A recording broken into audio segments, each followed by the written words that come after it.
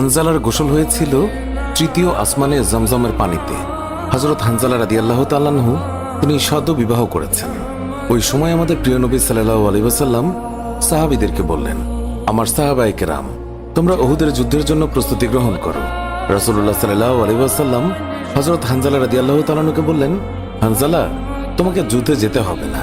তখন হানজালা রাদিয়াল্লাহু তাআলা আনহু বললেন, ইয়া রাসূলুল্লাহ, আপনি যুদ্ধে যাবেন, কাফেরদের সঙ্গে যুদ্ধ করবেন, আর আমি সেখানে না গিয়ে স্ত্রীর সঙ্গে আমোদ প্রমোদ করব? এটা আমি সহ্য করতে পারবো না, আমাকেও যুদ্ধে নিয়ে চলুন। রাসূলুল্লাহ সাল্লাল্লাহু আলাইহি ওয়াসাল্লাম তখন বললেন, হানজালা, আমি তোমাকে আদেশ দিলাম, তুমি বাড়িতে থাকো, তোমাকে যুদ্ধে যেতে হবে না। হানজালা তখন নবীর আদেশ শুনে কাঁদতে কাঁদতে বাড়ি চলে গেল। আমাদের প্রিয় নবী সাল্লাল্লাহু আলাইহি ওয়াসাল্লাম সাহাবীদেরকে নিয়ে যুদ্ধে চলে গেছেন। এদিকে সাহাবী হানজালা তার স্ত্রীর সঙ্গে রাত কাটানোর পর তার উপর গোসল ফরজ হয়ে গিয়েছে, তাই সে গোসল করতে গেছেন, পানি নিয়ে দাঁড়িয়েও গেছেন। এই সময় মদিনার গলি থেকে কেউ একজন চিৎকার করে বলছিলেন, মদিনার মুসলমানরা, তোমরা কার জন্য জীবিত থাকবে? তোমাদের প্রিয় নবীকে কাফের মুশরিকরা শহীদ করে দিয়েছে। এই কথা যেই মাত্র হানজালার কানে পৌঁছালো, তখনই তিনি পানির বালতি ফেলে দিয়ে তার স্ত্রীর কাছে গেল এবং তার স্ত্রীকে বলল, হে আমার স্ত্রী, তাড়াতাড়ি আমার তলোয়ারটা দাও। যে কাপুরুষরা আমার নবীকে শহীদ করেছে, যে কাফেররা বিশ্বনবী হযরত মুহাম্মদ সাল্লাল্লাহু আলাইহি ওয়াসাল্লামকে হত্যা করেছে, আমি তাদেরকে ছাড়ব না। আজ হয় তারা মরবে, না হয় আমি মরব। যেই দুনিয়ায় নবী নেই, সেই দুনিয়ায় আমি বাঁচতে চাই না। দাও, আমার তলোয়ারটা দাও। তখন হানজালার স্ত্রী বললেন, আপনি আমার নবীর হত্যাকারীকে হত্যা করতে যাচ্ছেন? যান, আমি বাধা দেব না, আমার বাধা দেওয়ার অধিকার নেই। তবে আপনি দয়া করে গোসল করে পবিত্র হয়ে যান, কেননা আপনার উপর গোসল ফরজ হয়ে গিয়েছে।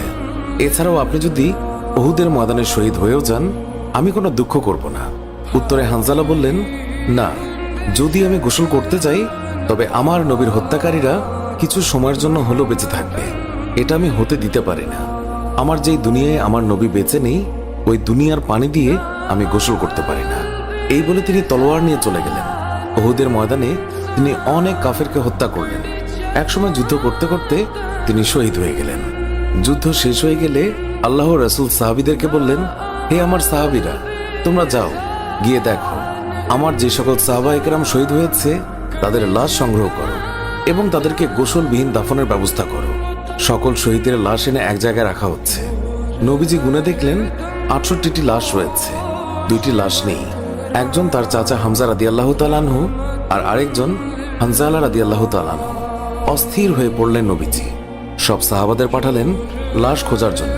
হঠাৎ বোরখা পরা এক মহিলা এসে দাঁড়ালেন নবীজির কাছে। নবীজি তাকে চিনলেন না। মহিলা বললেন, শুনুন ইয়া রাসূলুল্লাহ, কাল আপনি একটা বিয়ে পড়িয়েছিলেন, মনে আছে? নবীজি বললেন, হ্যাঁ, আমি তো হানজালার বিয়ে পড়িয়েছি, যার বিয়ের খুশিতে আমি খুরমা খেজুর ছিটিয়েছিলাম। মহিলা বললেন, ইয়া রাসূলুল্লাহ, আমার হাতটা দেখেন, হাতের মেহেদি এখনো শুকায়নি। কাল বিকেলে বিয়ে হয়েছিল, আর রাতে উহুদের যুদ্ধের জন্য বের হয়ে যান হানজালা। ওনার উপর গোসল ফরজ হয়েছিল, কিন্তু উনি গোসল করে বের হতে পারেননি। যাওয়ার আগে শুধু বলে গেছেন, যদি বেঁচে থাকি তাহলে দেখা হবে দুনিয়ায়, আর যদি শহীদ হয়ে যাই তাহলে দেখা হবে জান্নাতে। নবীজি কাঁদছেন। মহিলা বললেন, ইয়া রাসূলুল্লাহ, শহীদের তো আপনি গোসল দেন না, আমার স্বামীকে আপনি একটু গোসল করিয়ে দেবেন। নবীজি সম্মতি প্রকাশ করার পর একজন সাহাবী দৌড়ে এসে বলল, ইয়া রাসূলুল্লাহ, হানজালাকে পাওয়া গেছে।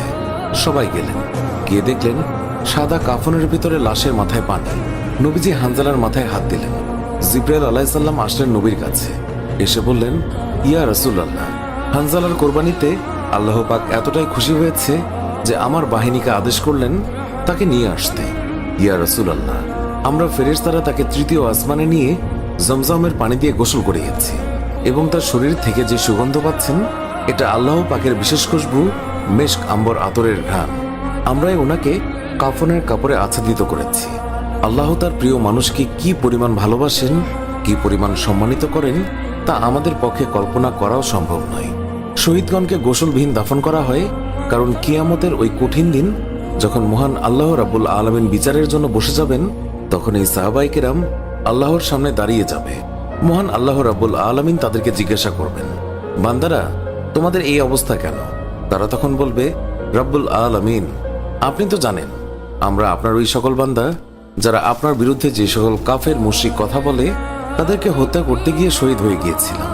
আল্লাহ তাআলা বলবেন, ও আমার বান্দারা, তোমরা যারা আমার জন্য তোমাদের জীবনের মায়া ত্যাগ করেছিলে, তার জন্য আমি তোমাদেরকে আজ বিনা হিসাবে জান্নাত দান করলাম। সুবহানাল্লাহ। সুপ্রিয় দর্শক, এর সাথেই শেষ হচ্ছে এখনকার ভিডিওটি ভালো লাগলে লাইক দিন, আপনার প্রিয়জনদের মাঝে শেয়ার করুন। এখনকার মতো বিদায় নিচ্ছি, দেখা হবে নতুন কোনো ভিডিওতে। এতক্ষণ ধরে ভিডিওটি দেখার জন্য অনেক অনেক ধন্যবাদ।